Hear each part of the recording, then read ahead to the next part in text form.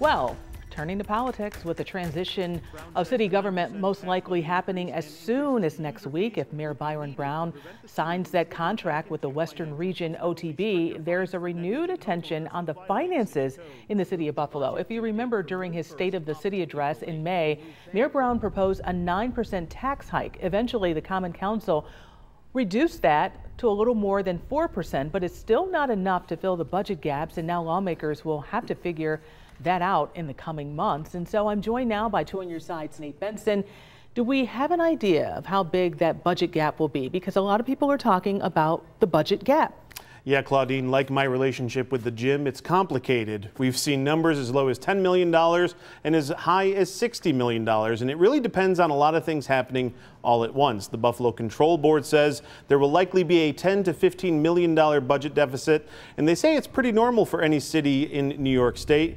Now, where this can get tricky, Claudine, is if certain revenues don't get collected by the city, then we can see this deficit balloon pretty quickly. Okay, we're talking about revenues, but there are some revenues that haven't come in yet, right? Yeah, that's correct. There's two really big items here. One of them is casino revenue and the other is cannabis tax revenue. New York State and the Seneca Nation have been in a prolonged negotiation for a new gaming compact. That compact expired last year, and the two sides have not been able to see eye to eye on a new deal, so none of that revenue has come in. The city was expecting $11 million this year in casino revenue.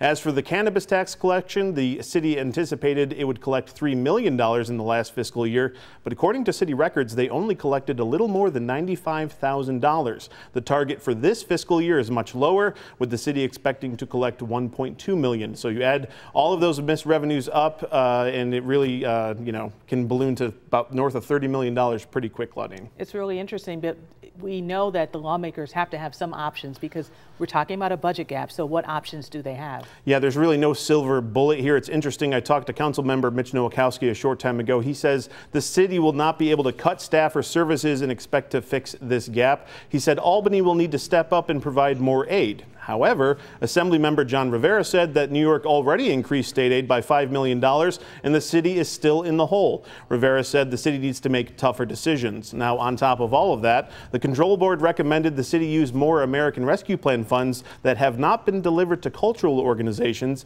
to fill any budget gaps, and then bond those projects down the road so that they can eventually get funded. So I'm going to be breaking down all of this math here on a Friday night, which is, something we all love, coming up tonight at 7 and 11. Nothing wrong with that, but you talked about those cultural agencies. Yeah. They really depend on that to keep going and keep thriving. So that's going to be interesting as well. Nate, as always, thank you so much for coming here and breaking it all down. Of course. Nothing like breaking down the numbers, right? Yeah, a little math on a Friday afternoon. Gotta love it. Why not? All right.